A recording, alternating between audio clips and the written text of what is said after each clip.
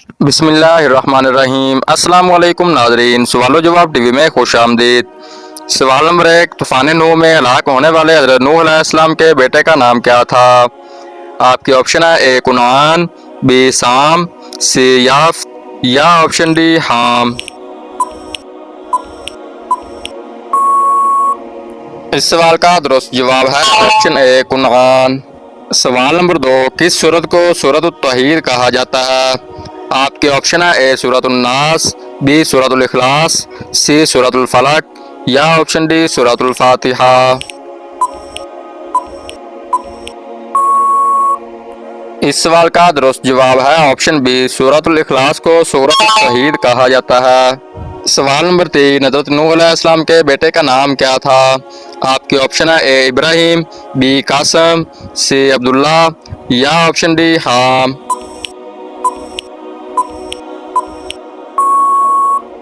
इस सवाल का सही जवाब है ऑप्शन डी, हज़रत नूह अलैहिस्सलाम के बेटे का नाम हाम था। सवाल नंबर 4, कब्र में सवाल पूछने वाले फरिश्तों के नाम क्या है? आपके ऑप्शन है ए करामा कातबीन, बी हरूत मरूत, सी मुनकर नकीर या ऑप्शन डी इनमें से कोई नहीं।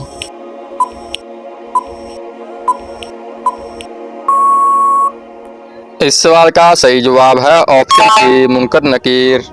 सवाल नंबर 5, जब रूह हज़रत आदम अलैहिस्सलाम के पेट तक पहुंची तो आपको किस चीज़ की तमन्ना हुई? आपके ऑप्शन है ए खाने की, बी पानी की, सी जन्नत की सैर की या ऑप्शन डी नींद की।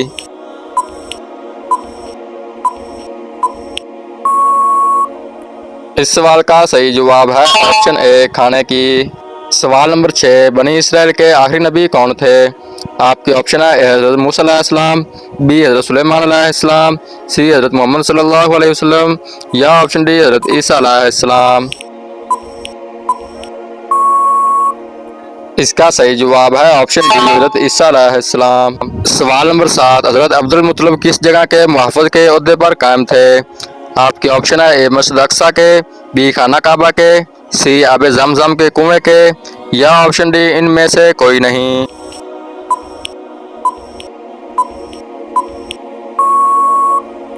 इस सवाल का सही जवाब है ऑप्शन बी खाना काबा के।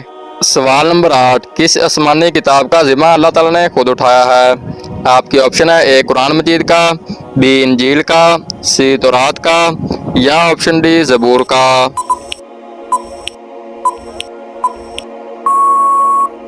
इसका सही जवाब है ऑप्शन ए कुरान मजीद का अल्लाह ताला ने खुद ज़िम्मा उठाया है। अब मैं आप नाज़रीन के सामने सवाल नंबर 9 पेश करता हूँ।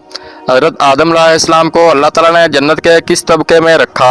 आपके ऑप्शन है ए दारुल इस्लाम, बी मावा, सी फिरदौस या ऑप्शन डी इनमें से कोई नहीं।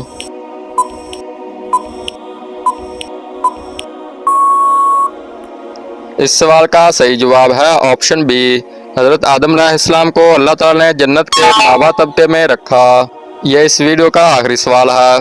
किस नबी की उम्मत से सबसे पहले हिसाब लिया जाएगा? आपके ऑप्शन है ए हज़रत ईसा अलैहिस्सलाम की उम्मत से, बी हज़रत मूसा अलैहिस्सलाम की उम्मत से, सी हज़रत मोहम्मद सल्लल्लाहु अलैहि वसल्लम की उम्मत से या ऑप्शन डी हज़रत आदम अलैहिस्सलाम की उम्मत से।